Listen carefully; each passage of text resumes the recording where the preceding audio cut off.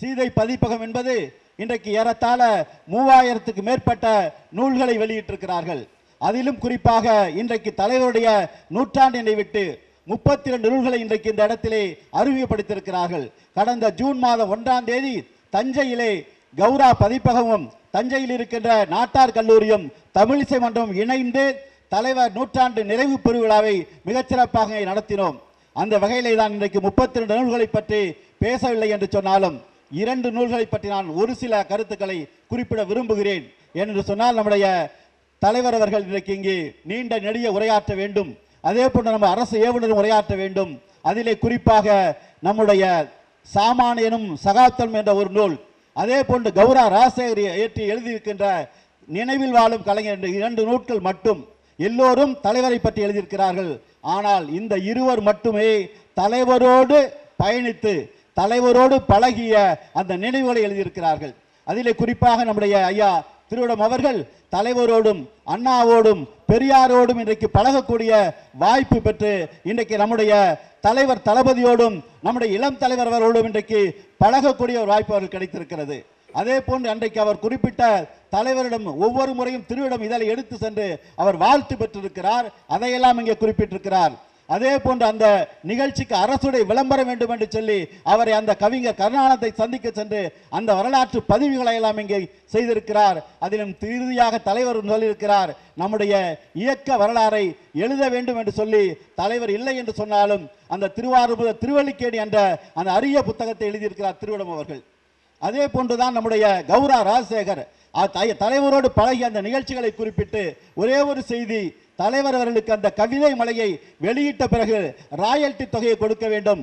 நம்முடைய வணக்கத்திற்கு ஐயா சண்முகநாதன் மூலம் என்று சென்று கொடுத்த பொழுது அதில் இருக்கின்ற அந்த காசோலை கொடுக்க வேண்டும் சொன்ன பொழுது அந்த காசோலை வாங்கி கொண்டு தலைவர் அவர்கள் அதற்கு எவ்வளவு முக்கியத்துவம் கொடுத்திருக்கிறார் என்று சொன்னால் அதை வாங்கி தன்னுடைய உள்பாக்கெட்டிலே பத்திரமாக வைத்திருக்கிறார் என்று சொன்னால் தன்னுடைய புத்தகத்திற்கு அவர் எவ்வளவு மதிப்பு கொடுத்திருக்கிறார் என்பதை நாம் புரிந்து கொள்ள வேண்டும். அதே போன்று இன்றைக்கு திருச்சிராப்பள்ளியிலே 2014ஆம் ஆண்டு நடைபெற்ற அந்த மாநாட்டை ஒட்டி அந்த மாநாடு தொடர்பாக எழுதிய அந்த கட்டுரைகளை கடிதங்களை தொகுத்து அந்த மேடையில் ஏறத்தாழ 3000 படிகளை நம்முடைய ராஜசேகர் அவர்கள் அடித்துக் கொடுத்திருக்கிறார்கள். இப்படி மிகச்சிறப்பு வாய்ந்த தலைவரை பற்றி அவருடைய நூற்றாண்டு நிறைவு பெறுகின்ற நிலையிலே 32 நூல்களை வெளியிட்டிருக்கிறார்கள். அத்தனை ஆசிரியர் பெருமக்களும் என்னுடைய வாழ்த்துக்களை நான் தெரிவித்துக் கொள்கிறேன். அதே போன்று ஒரே கருத்து நம்முடைய ராஜசேகர் அவர் குறிப்பிட்டதற்காக சொல்லுகிறேன்.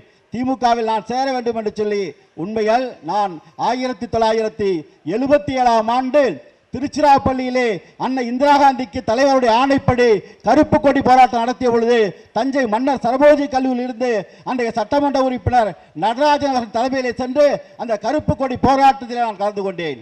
அதே போன்று 83ஆம் ஆண்டு இலங்கை தமிழர் பாதுகாப்பு போராட்டத்திலே 15 நாட்கள் திருச்சியிலே சிறையில் இருந்தோம். 86ஆம் ஆண்டு சட்ட எரிப்பு இந்திய எதிர்ப்பு சட்ட நகல் எரிப்பு போராட்டத்திலே தஞ்சையிலே 500 மாணவர்கள் சேர்ந்து 15 நாட்கள் சிறை. ஏன் குறிப்பிடுகிறேன் என்று சொன்னால் எனக்கு இந்த இயக்கத்திற்காக உழைத்ததற்காக என்னுடைய தலைவர் இன்றைக்கு என் குடும்பத்தை வாழ வைத்துக் கொண்டிருக்கிறார். 90ஆம் ஆண்டு தமிழ் வளர்ச்சித் துறையிலே எனக்கென்று உதவி இயக்குனர் பணியிடத்தை வழங்கினார்கள். அந்த நன்றியோடு இன்று வரை நாங்கள் வாழ்ந்து கொண்டிருக்கிறோம். அதே போன்று நம்முடைய நூல்களை வெளியிட்ட ஐயா அவர்கள் 1998ஆம் ஆண்டு பெரம்பலூர் மாவட்டத்திலே இசைப்பள்ளியை நாங்கள் தொடங்கினோம். அந்த இசைப்பள்ளி தொடக்க விழா நடத்தப்படாத காரணத்தினால் ஆண்டு விழாவிற்கு அன்றைய அமைச்சர் வணக்கத்திற்குரிய தமிழ் குடிமகன் வந்தார்கள். அந்த நிகழ்விலே நம்முடைய இந்த ஒன்றிய அமைச்சர் அவர்கள் அந்த நிகழ்வில் கலந்து கொண்டு அவர்களையும் அந்த மேடையிலே அழைத்து அழகு பார்த்து அங்கே உரையாற்ற செய்தோம். அதே போன்று அவர்களை பொறுத்தவரை இன்றைக்கு திராவிட மாடலுடைய வாரிசாக நம்முடைய ஐயா ராஜா ஐயா தெரிந்து கொண்டிருக்கார் என்று சொன்னால் அவருடைய குடும்பத்தில் நடைபெறுகின்ற சில நிகழ்வுகளுக்கு ஆரியரை ஒதுக்கி நம்முடைய தமிழ் முறைப்படி அந்த நிகழ்வுகளை நடத்துகின்ற பெருமை பெற்றவர் தான் நம்முடைய வணக்கத்திற்கு ஐயா ராஜா அவர்கள். அப்படி இவர்களெல்லாம் கலந்து கொள்கின்ற இந்த நிகழ்விலே ஒரே ஒரு வேண்டுகோள், நம்முடைய ராஜா இவருடைய கௌரா அவர்கள் சொன்னார்கள் எனக்கு நூலக ஆணை வேண்டாம் என்று சொல்லி அதை தயவு செய்து தவிர்த்து விடுங்கள். நூலக ஆணை என்பது பணத்திற்காக மட்டுமல்ல, அனைத்து நூலகத்திற்கும் நம்முடைய திராவிட இயக்க நூல்கள் இடம்பெற வேண்டும் என்பதற்காகத்தான். அதே போன்று நான் மேடையில் இருக்கின்ற பெரியோர்களை அன்போடு கேட்டுக்கொள்கிறேன். இன்றைக்கு பல்கலைக்கழகங்கள் இருக்கின்றன, பல பல்கலைக்கழகங்களுடைய கலைஞர் பெயரால் இருக்கைகள் இருக்கின்றன. கலைஞர் பெயரால் அறக்கட்டளை இருக்கின்றன. ஆனால் ஆட்சிக்கு வந்து 3 ஆண்டுகள் விட்டாது எந்த பல்கலைக்கழகமும் கலைஞருக்கென்று அறக்கட்டளை சொற்பொழிவுகள் நடத்துவதில்லை, அந்த இருக்கைகளை முறையாக செயல்படுத்துவதில்லை.